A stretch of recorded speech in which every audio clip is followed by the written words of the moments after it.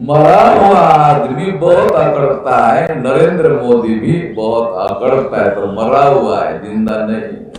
पहली party national Congress, Chatterjee, Mukherjee, Banerjee, Gokhale, तिलक, आगरकर ब्राह्मणों ने बनाई।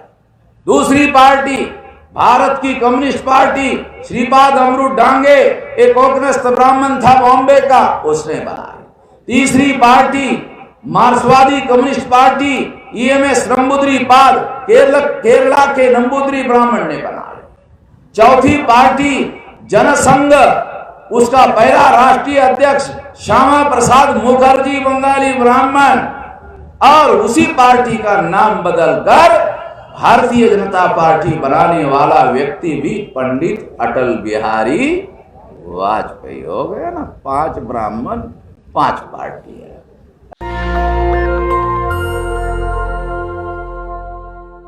आज बहुजन मुक्ति पार्टी के कैंडिडेट एडवोकेट दानिश अली जी का प्रचार करने के लिए मैं यहाँ आया हूँ। उत्तर प्रदेश में चुनाव लड़ने के लिए हम लोगों ने 13 पार्टियों के समर्थन से राष्ट्रीय परिवर्तन मोर्चा का गठन किया है। राष्ट्रीय परिवर्तन मोर्चा किसी दल का नाम नहीं है, ये एक गठबंधन है। जैसे सोनिया गांधी कांग्रेस पार्टी की राष्ट्रीय अध्यक्ष है और सोनिया गांधी ने यूपीए, यूनाइटेड प्रोग्रेसिव अलायंस नाम का गठबंधन बनाया। उसमें 21-22 दल है और अटल बिहारी वाजपेयी और आडवाणी ने मिलकर एनडीए बनाया। तो जो एनडीए है वो नेशनल डेमोक्रेटिक अलायंस, ये आडवाणी और अटल बिहारी ने बनाया। ये एक राष्ट्रीय स्तर का गठबंधन है। जिस गठबंधन के नरेंद्र मोदी देश के आज प्रधानमंत्री है, उसी तरह से हम लोगों ने भी राष्ट्रीय परिवर्तन मोर्चा नाम का गठबंधन बनाया। तो इसको हम लोगों ने अंग्रेजी में कहा आरपीएम, राष्ट्रीय के लिए आर, परिवर्तन के लिए पी और मोर्चा के लिए एम, आरपीएम बनाया, राष्ट्रीय परिवर्तन मोर्चा। तो ये गठबंधन है। तो हमने उत्तर प्रदेश का चुनाव लड़ने के लिए राष्ट्रीय परिवर्तन मोर्चा क्यों बनाया? क्या उत्तर प्रदेश राष्ट्र है? नहीं, उत्तर प्रदेश राष्ट्र नहीं है, राज्य है। मगर राष्ट्रीय परिवर्तन मोर्चा बनाने के पीछे मकसद ये है कि आने वाले समय में जो भी चुनाव होंगे, सारे देश भर में चुनाव लड़ा जाएगा और 2024 में जब लोकसभा का चुनाव आएगा तो 500 लोकसभा की सीटों पर सारे देश भर में चुनाव लड़ेंगे। सारे देश भर में चुनाव लड़ने के लिए राष्ट्रीय परिवर्तन मोर्चा का गठन किया है। ये कोई छोटा मोटा संगठन नहीं। आप लोग सोचते होंगे शायद ये उत्तर प्रदेश का संगठन होगा, नहीं। दूसरे लोग चुनाव में वोट मांगेंगे, वोट लेंगे, चुनाव होने के बाद दोबारा नमस्कार करने के लिए आपके पास आएंगे नहीं। फिर आप लोगों को उनके पास नमस्कार करने के लिए जाना पड़ेगा। वो आपकी बात सुनने वाले नहीं है, मानने वाले तो बहुत दूर की बात है, सुनने वाले ही नहीं है। मगर हम लोग चुनाव होने के बाद भी आपकी लड़ाई लड़ेंगे और फिर भारत बंद करेंगे। 13 पॉइंट रोस्टर के लिए हमने भारत बंद किया था, तो नरेंद्र मोदी को पार्लियामेंट में संविधान संशोधन करके उसे लागू करना पड़ा था।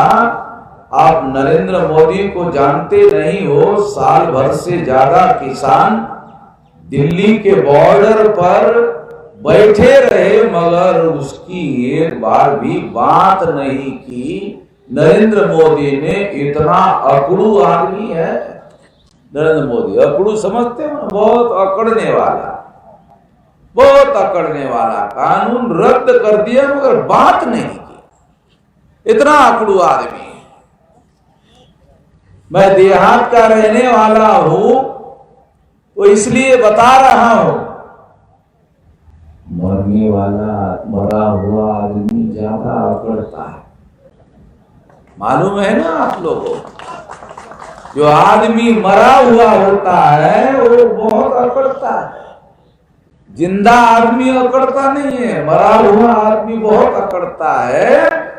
तो गांव वाले कहते हैं थोड़ा सा घी लगाओ यार, ये बहुत अकड़ जाएगा, थोड़ा सा घी लगाओ।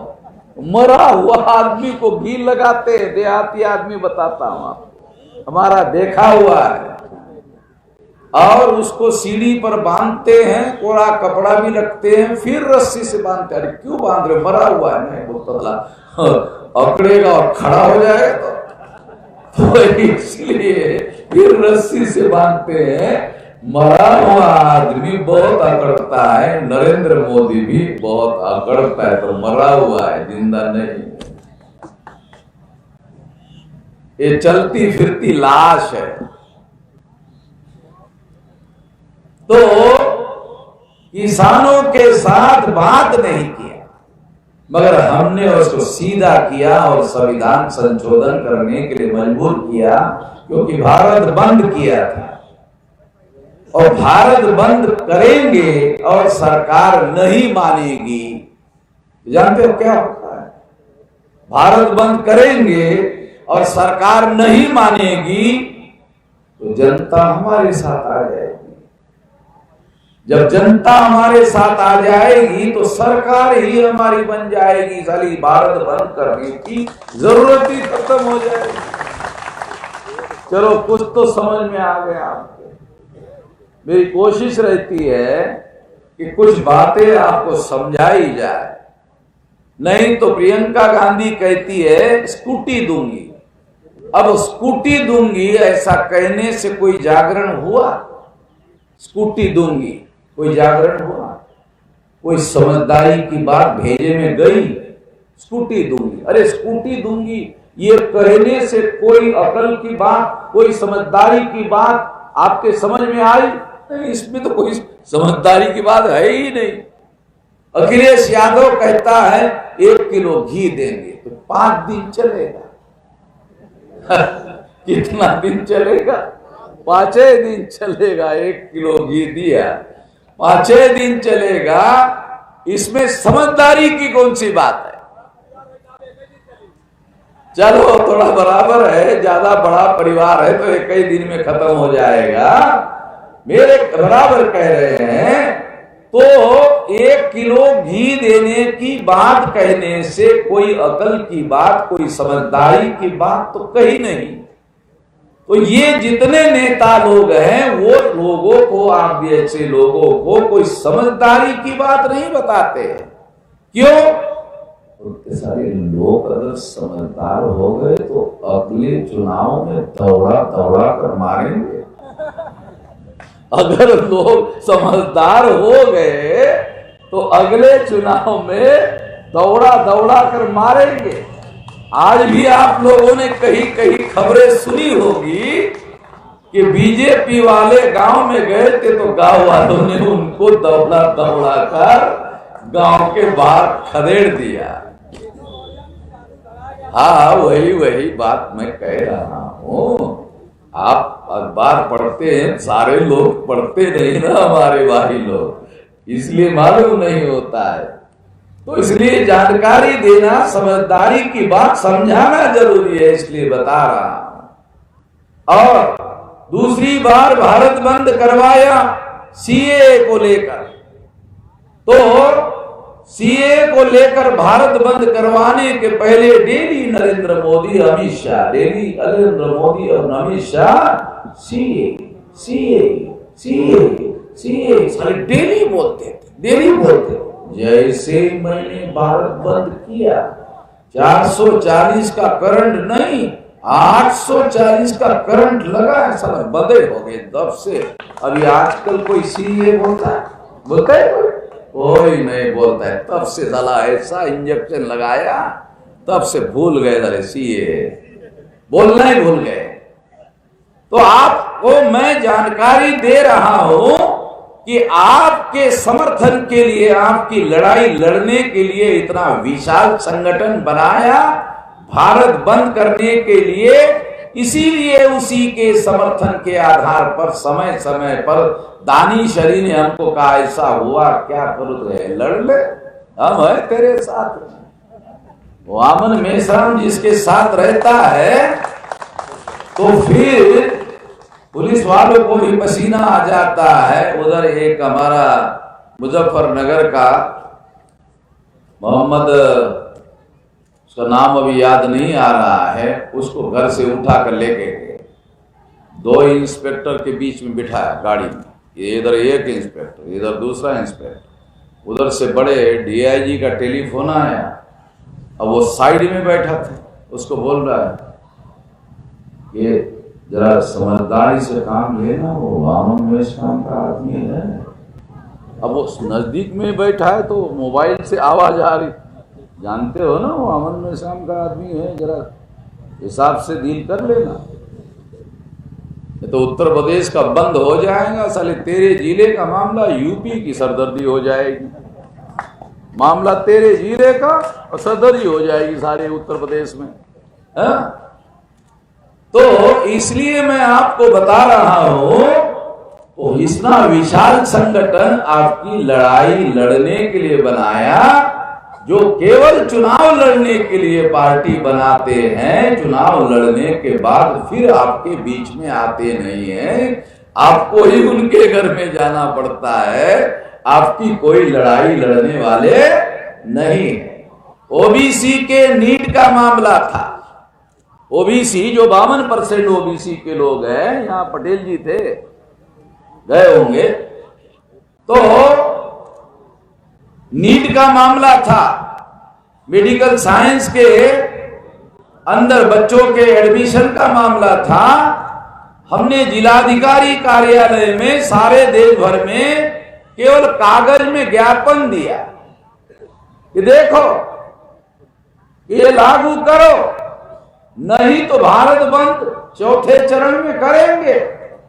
तो नरेंद्र मोदी ने हम लेवल कागज दिया तो लागू किया, इतना डर गया साला। ये वामन मेश्राम ने भारत बंद करने का लिखा बोले तो करेगा, वामन मेश्राम ने लिख कर दिया, करेंगे तो करेगा ही। क्यों? क्योंकि वामन मेश्राम के पास कोई काम धंधा तो है नहीं, सरकार ने कोई रोजगार तो दिया नहीं। हमारा रोजगार है भारत बंद करो, यही साला हमारी लोगों की लड़ाई लड़ो, यही हमारा काम धंधा है। हमारा कोई काम धंधा तो है नहीं, लोगों की लड़ाई लड़ना ही हमारा धंधा है, ताकि लोगों के ऊपर होने वाला जो अन्याय है उस अन्याय को दूर किया जा सके। तो हम आपकी लड़ाई चुनाव के पहले भी लड़ते रहे हैं, चुनाव के दौरान भी लड़ते रहे हैं, और चुनाव होने के बाद भी आपकी लड़ाई लड़ते रहेंगे और आपके बीच में आते रहेंगे। ये बात आप लोग ध्यान रख लेना वोट देते वक्त। 395 आर्टिकल का संविधान, उसमें चैप्टर नंबर 3 में एक फंडामेंटल राइट है उस राइट में लिखा हुआ है कि भारत में रहने वाले प्रत्येक नागरिक को बोलने की, अभिव्यक्ति की पूरी आजादी होगी। जब बाबा साहब अम्बेडकर ने आर्टिकल 19 में संविधान में लिख दिया और लिखने की वजह से वामन मेश्राम खड़े होकर बोल रहा है। तो मनुस्मृति में लिखा था कि SC ST OBC के लोगों को बोलने की आजादी नहीं होगी, मगर बाबा साहब अम्बेडकर ने लिख दिया कि मनुस्मृति का राज मैं खत्म करता हूं और अधिकार देता हूं। गांधी नेहरू के लोगों को 15 अगस्त 47 को आजादी मिली और 26 जनवरी 1950 को हमारे लोगों को जब बाबा साहब ने संविधान में अधिकार लिखे तो आजादी मिली।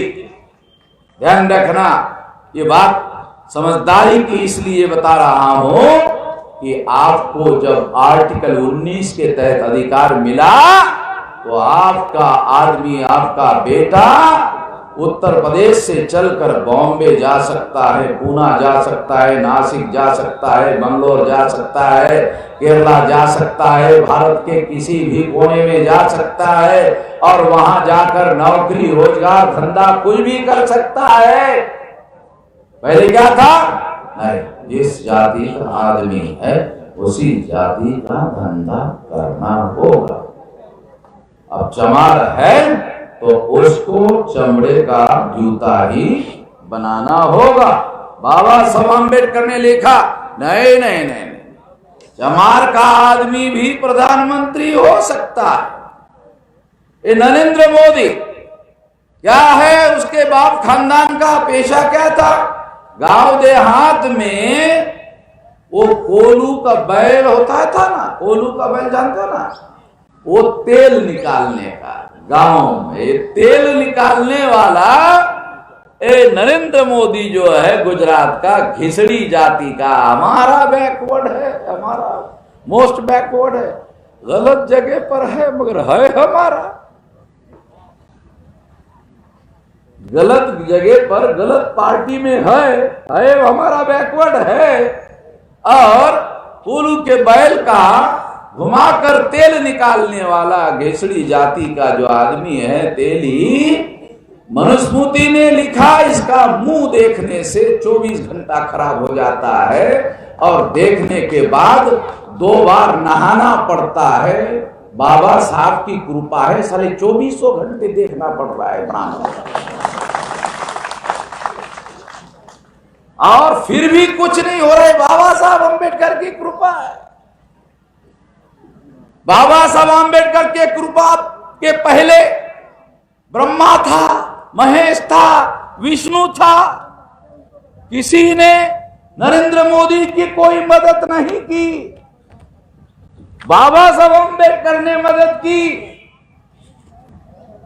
और उसको अधिकार दिया और उसकी बदौलत देश का प्रधानमंत्री बना। ये संविधान की वजह से हुआ। मैं आप लोगों को 2 बातों को समझा रहा हूं। आजादी से हमें आजादी नहीं मिली, संविधान ने हमें अधिकार देकर आजादी दिलाई। ये आपको समझा रहा। तो ये बात हमारे लोग जो है भेजे में उतार ले, और ये किसी और ने नहीं दिया, हमारे बाबा साहब अम्बेडकर ने ये सब लोगों के लिए दिया है। ये बात जानना। पहले 1 मशीन हुआ करती थी, अब 2 मशीन हो गई है। अब चोरी करना आसान नहीं है। 2019 के चुनाव में नरेंद्र मोदी ने चोरी करके प्रधानमंत्री पद हासिल किया। देखो, खास बात बता रहा, नरेंद्र मोदी आज के तारीख में देश का प्रधानमंत्री है। सबसे ज्यादा ताकत शक्ति उसके पास है। उस नरेंद्र मोदी को कह रहा हूं कि यदि तुम ईमानदारी से प्रधानमंत्री हो गए हो तो मैं वामन मेश्राम कह रहा हूं कि चोरी करके वोटों की तुम प्रधानमंत्री बने हुए हो, यदि ये गलत है तो मुझे अरेस्ट करो। चुनौती है। प्रधानमंत्री तो वो उसके ऊपर कोई है नहीं, जो ऊपर होता है राष्ट्रपति, वो स्टैंप वाला होता है, उसके पास कोई पावर होता नहीं है। प्रधानमंत्री के पास सबसे बड़ा पावर है, हर नेता के सभा सम्मेलन में चुनाव आयोग भाषण रिकॉर्ड करने के लिए 2 आदमी भेजता है। मैं जहां भी जाता हूं चुनाव आयोग के रिकॉर्ड में लिखा हुआ है वामन मेश्राम की सभा, जाने की जरूरत नहीं है। क्यों? वामन मेश्राम ने तो हमारे ही ऊपर केस करके रखा हुआ है सारा सुप्रीम कोर्ट में, हम कौन सा केस करेंगे उसके खिलाफ? उसने पहले से हमारे खिलाफ केस करके रखा हुआ है, अब हम कौन सा करेंगे? तो हर जगह चुनाव आयोग के लोग 2-2 आदमी को भाषण रिकॉर्ड करने के लिए भेजते हैं, मेरे सभा में किसी को रिकॉर्ड करने के लिए नहीं भेजते हैं। एक बार बिहार में भाषण करने के लिए 2 आदमी को भेजा, मैंने अपना भाषण जो चल रहा था बंद कर दिया, चुनाव आयोग के विरोध में भाषण शुरू कर दिया। अब चुनाव आयोग ने मेरा भाषण रिकॉर्ड करने के लिए उनको पैसा देते हैं चुनाव आयोग, तो रिकॉर्ड करने वालों ने सोचा चुनाव आयोग की ऐसी तैसी कर रहा वामन मेश्राम, उसको रिकॉर्ड करेंगे, फिर लेके जाएंगे चुनाव आयोग के पास, तो बोलेगा साले हमारी ऐसी तैसी करने का तुमने रिकॉर्ड किया, उसका ही पैसा मांग रहे हो। हमको ही गाली निकाल रहा है, उसका भी पैसा मांग रहे हो, और वो तुम रिकॉर्ड कर रहे हो। तो दोबारा चुनाव आयोग मेरे सभा में रिकॉर्ड करने के लिए आदमी भेजता नहीं है। इससे अंदाजा लगाओ कि हम लोग तुम्हारे हक की संवैधानिक तरीके से लड़ाई लड़ रहे हैं, इसलिए तो चुनाव आयोग से सारे पार्टी के लोग डरते हैं। एक वामन मेश्राम है जो चुनाव आयोग से नहीं डरता है। चुनाव आयोग तो छोटी सी चीज है, इन लोगों का जो ब्रह्मा है ना, ब्रह्मा हमारे सामने नहीं आता भाई, बाकी लोगों का क्या है? हमने तो खुल्लम खुल्ला लड़ाई शुरू की हुई है कि तुम्हारी कोई बात जो है हम नहीं मानेंगे। इसलिए मैं आप लोगों को बता रहा हूं, केवल चुनाव भर की लड़ाई नहीं लड़ रहे हैं, चुनाव के बाद भी ये लड़ाई आप लोगों की लड़ते रहेंगे। और इस तरह से संविधान अमल में लाने के लिए जवाहरलाल नेहरू ने 3.5% ब्राह्मणों को 60% टिकटें दी और 47% ब्राह्मण चुनवा कर लाए। 22.5% SC ST की मदद से भारत के संसद पर कब्जा कर लिया, और कब्जा करके ऐसे ऐसे कानून बनाए, ऐसे कानून बनाए, परिणाम था आज 5-5 नेशनल लेवल की पार्टियां अकेले ब्राह्मणों की एक नहीं हो सकती। 5-5 नेशनल लेवल की पार्टियां जिनकी संख्या 3.5% है, अरे एक पार्टी नहीं हो सकती, 5-5 नेशनल लेवल की पार्टियां उन्होंने बनाई। पहली पार्टी नेशनल कांग्रेस, चटर्जी, मुखर्जी, बैनर्जी, गोखले, तिलक, आगरकर ब्राह्मणों ने बनाई। दूसरी पार्टी भारत की कम्युनिस्ट पार्टी, श्रीपाद अमृत डांगे, एक कोकनस्थ ब्राह्मण था बॉम्बे का, उसने बनाई। तीसरी पार्टी मार्क्सवादी communist party, EMS Namboodiripad, Kerala के नंबूद्री ब्राह्मण ने बनाई। चौथी पार्टी जनसंघ, उसका पहला राष्ट्रीय अध्यक्ष श्यामा प्रसाद मुखर्जी, बंगाली ब्राह्मण, और उसी पार्टी का नाम बदलकर भारतीय जनता पार्टी बनाने वाला व्यक्ति भी पंडित अटल बिहारी वाजपेयी हो गया ना। 5 ब्राह्मण 5 पार्टी है, नाम के साथ, रिकॉर्ड के साथ, सबूत के साथ। चुनाव आयोग ने इन्हें मान्यता दी है एक काल्पनिक बातें नहीं कह रहा हूं, कोई बात मैं बगैर सबूत के कहता नहीं। जब बगैर सबूत के कोई बात करता नहीं हो तो कोई मेरे खिलाफ केस करने वाला कोई माई का लाल पैदा हुआ नहीं अभी तक। 65 साल में कोई केस नहीं। अभी एक मिश्रा जी ने मेरे को नोटिस दिया। अब नोटिस दिया तो मैंने उसको नोटिस दिया कि मैं तुमको एट्रोसिटी एक्ट में जेल क्यों न डालूं। उसको मैंने कि तू मुझे ये बगैर सबूत के लिख के भेज रहा है, अब मैं तुमको भेज रहा हूं कि ये जो मैं शेड्यूल कास्ट का होकर तू मेरे संवैधानिक अधिकार दबाने की कोशिश कर रहा है, तो तेरे को मैं जेल में क्यों नहीं डालूं। आपकी लड़ाई लड़ने के लिए इस देश की व्यवस्था से लड़ना पड़े, जेल में जाना पड़े, तो भी हम लोग जाएंगे। और कोई दूसरा आदमी इस तरह की लड़ाई लड़ने के लिए रजामंद नहीं हो सकता।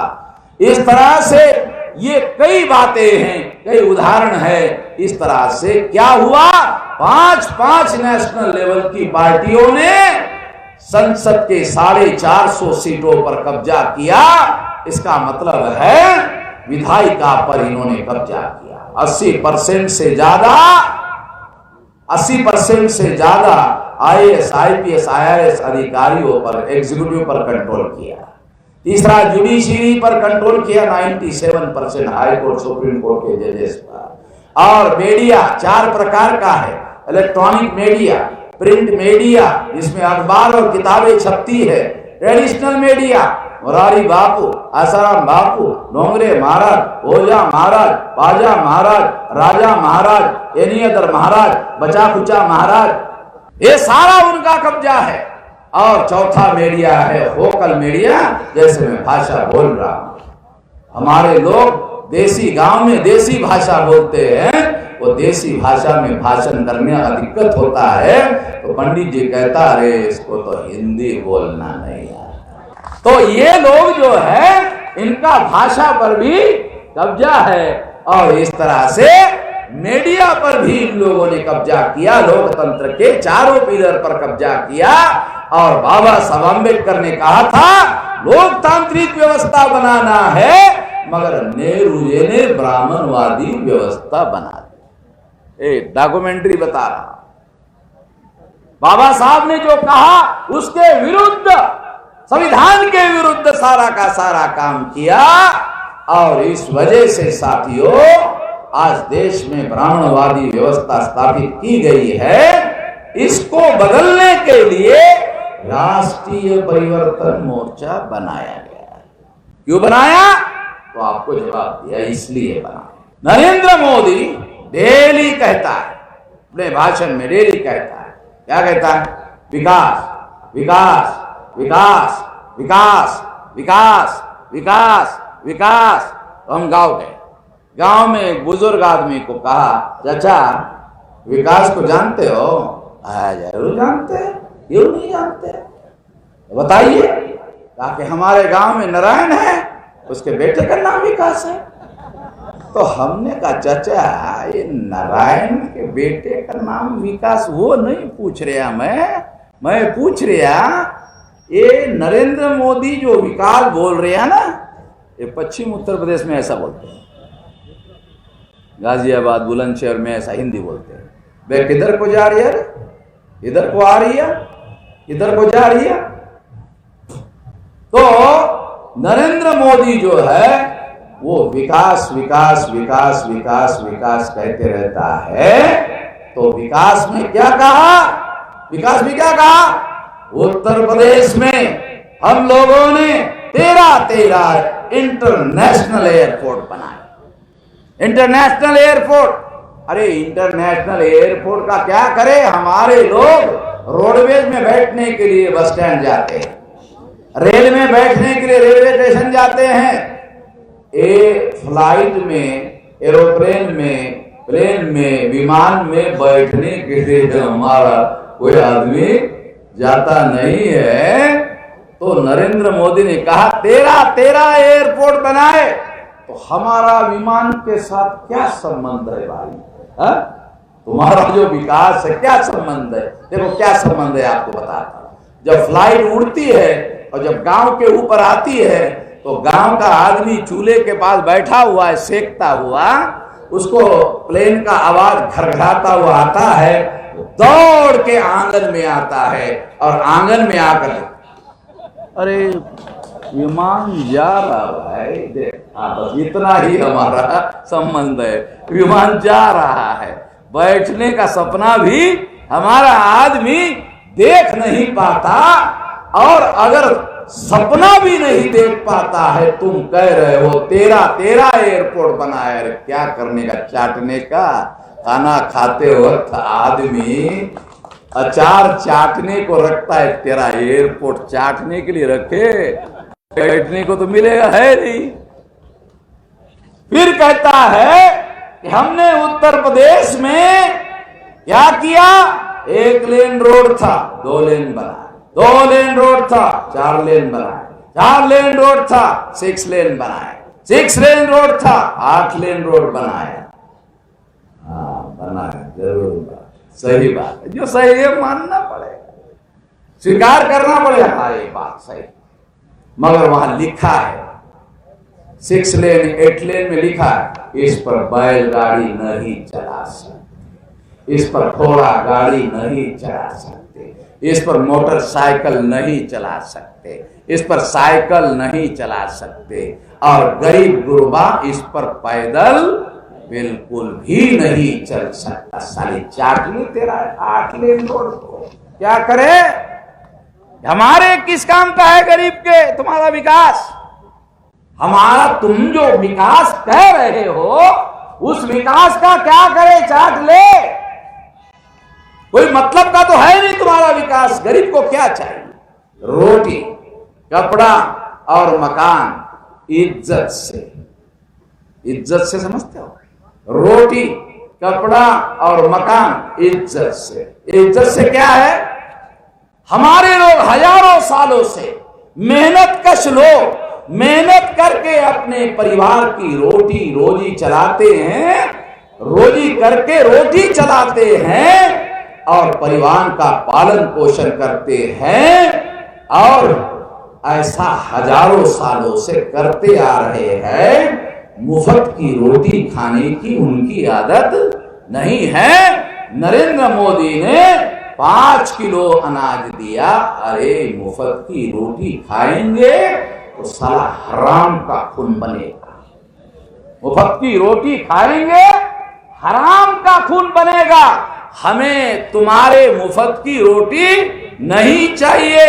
जब PMO office, prime minister office में 5 किलो अनाज देने की चर्चा चल रही थी तो प्रधानमंत्री ने अधिकारी को कहा कि ये 5 किलो के साथ साथ 1 किलो नमक भी देना चाहिए। अधिकारियों ने कहा पहले ही पैसा कम है प्रधानमंत्री जी, 1 किलो नमक देने से और खर्चा बढ़ जाएगा।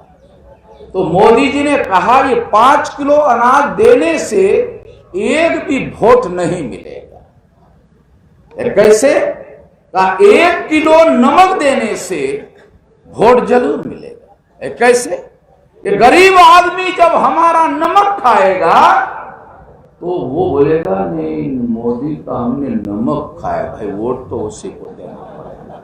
हम लोग नमक हरामी नहीं कर सकते, हम लोग नमक हलाल लोग हैं। ये नरेंद्र मोदी को मालूम है, एक गरीब लोग जो है ना इस इज्जत सम्मान और बहुत अच्छी तरह से स्वाभिमान को जानते हैं, और इसलिए देखो कितनी चालाकी से 5 किलो के साथ 1 किलो नमक लगा दिया। और जिन थैलियों में दिया जाता है तो बीजेपी के कार्यकर्ताओं को थैली बनाने का ठेका दे दिया, सारा पैसा उनके घरों में गया। आज 2 साल पहले जो अडानी है वो कितने पीछे वाला उद्योगपति था, वो एशिया का 10 नंबर का उद्योगपति हो गया है, 10 नंबर में आ गया। अंबानी पीछे चला गया, अडानी अंदर आ गया। और 23 लाख करोड़ रुपए की संपदा थी उद्योगपतियों की 53 लाख करोड़ हो गई। नरेंद्र मोदी की मदद से उनकी संपत्ति 30 लाख करोड़ बढ़ गई। सरकार के नीति में ऐसा परिवर्तन लाया गया जिससे उद्योगपतियों को फायदा हो सके। आंकड़ों के आधार पर बोल रहा हूं, सरकारी आंकड़े हैं, किसी की हिम्मत नहीं है कि ये आंकड़े गलत साबित करें। डॉक्यूमेंट्री एविडेंस के आधार पर बोल रहा हूं। तो इस तरह से ये धोखाधड़ी हमारे लोगों के साथ में हो रही है। तो गरीब के लिए कुछ नहीं हो रहा है। ये 5 किलो अनाज हमें नहीं चाहिए, हमें रोजगार चाहिए। मेहनत करेंगे और रोटी कमाएंगे, तुम्हारे हराम की रोटी खाने के लिए हम तैयार नहीं। पैसे की कोई कमी नहीं है। भारत सरकार का बजट अलग है, महानगर पालिका का बजट अलग है, जिला पंचायत, तालुका पंचायत, ग्राम पंचायत, नगर पंचायत का बजट अलग है। पैसे की देश में कोई कमी नहीं है। फिर गरीबों के विकास की योजना क्यों नहीं बन रही? योजना बनाया जा सकता है। सरकार के पास पैसे की कोई कमी नहीं है, कानून बनाने की सारी ताकत उसके पास में है। ऐसा किया जा सकता है, मगर ऐसा किया नहीं जा रहा। जितने प्रधानमंत्री हुए आज तक, रोटी, कपड़ा और मकान, कितनी छोटी इच्छा है। रोटी, कपड़ा और मकान, छोटी इच्छा। आजादी को 75 साल हो गए, अरे गरीबों की छोटी इच्छा प्रधानमंत्री पूरी नहीं कर पाए, तो ऐसे प्रधानमंत्री को क्या कहा जाए? तो मैं ऐसे प्रधानमंत्री को नालायक होने का सर्टिफिकेट दे, कि जो प्रधानमंत्री गरीबों की छोटी इच्छा पूरी नहीं कर सके 75 साल में, मर गए साले, खाक हो गए, मगर इच्छा पूरी नहीं कर पाए। गरीबों की इतनी छोटी इच्छा पूरी नहीं कर पाए, तो ऐसे प्रधानमंत्री को नालायकी का सर्टिफिकेट बांटा जा सकता है। तो किसी ने हमारी सभा से पूछा, मेहसान जी, आपके जैसे बड़े आदमी के मुंह में गाली अच्छा शोभा नहीं देता। तो हमने कहा, हम कहां गाली दे रहे हैं, हम तो कह रहे हैं कि जो गरीबों की छोटी इच्छा पूरी नहीं कर पाते हैं, ऐसे प्रधानमंत्री को हम ना अधिक लायक, यानी नायक नहीं है ये कह रहे हैं। लायक नहीं है ये कह रहे, कहां गाली दे रहे हैं?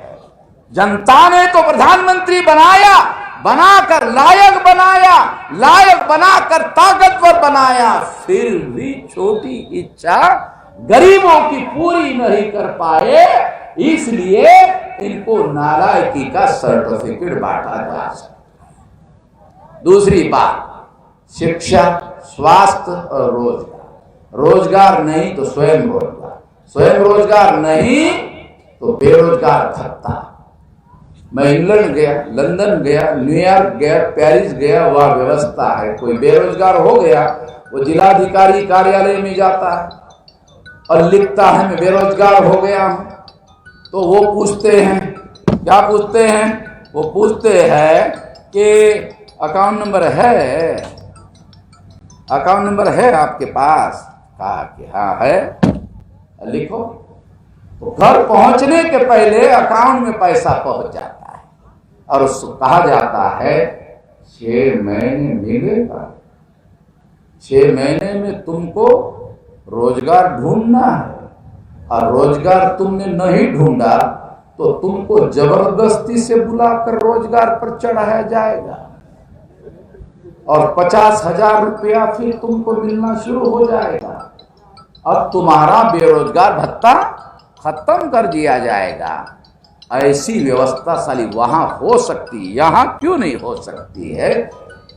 सरकार सार्वभौम होती है, ताकतवर होती है, शक्तिशाली होती है, ये किया जा सकता है। यहां भी पैसे की कोई कमी नहीं है, किया जा सकता है। तो शिक्षा, क्या स्थिति है शिक्षा की? 75 साल हो गए आजादी को, 6.5 लाख गांव हैं भारत में, 2.5 लाख गांवों में स्कूल नहीं है, 2.5 लाख गांवों में स्कूल नहीं है। वहां के बच्चे 3 किलोमीटर, 5 किलोमीटर, 7 किलोमीटर पैदल चलकर जाते हैं। तो मोदी ने, योगी ने, मायावती ने, अखिलेश ने निर्णय किया कि बच्चों को अब भविष्य में पैदल चलकर जाना नहीं होगा, रोडवेज में फ्री में बैठने को मिले, रोडवेज में फ्री में बैठने को मिले। तो हमारे सोशल मीडिया की टीम गांव गई और बच्चों को पूछा कि ऐसा मोदी ने, योगी ने, मायावती ने, अखिलेश ने निर्णय किया, बच्चों आपको कैसा लगता है?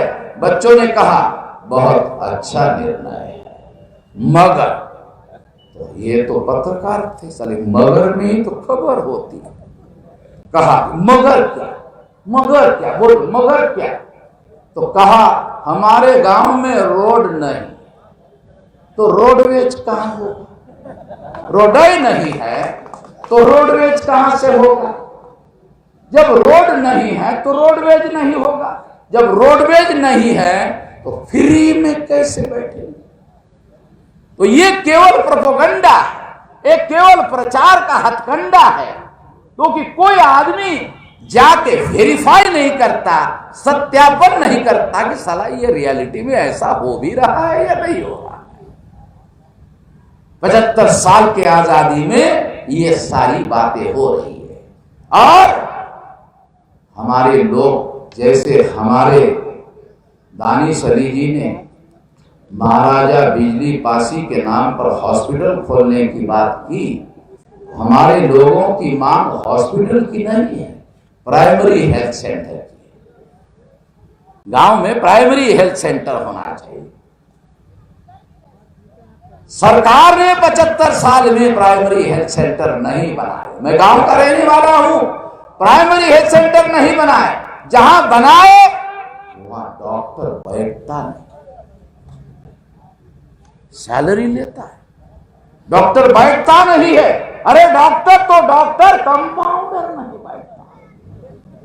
जब महीनों कंपाउंडर नहीं बैठता है तो गांव के कुत्ते इकट्ठा होकर वहां रहना शुरू कर देते हैं कि ये घर शायद हमारे लिए बनाया हुआ है, इसलिए वो उस घर पर कब्जा कर लेते हैं। और इस तरह से वो जो प्रथम आरोग्य केंद्र होता है वो कुत्तों का घर बन जाता है। सरकार को इससे कोई लेना देना नहीं।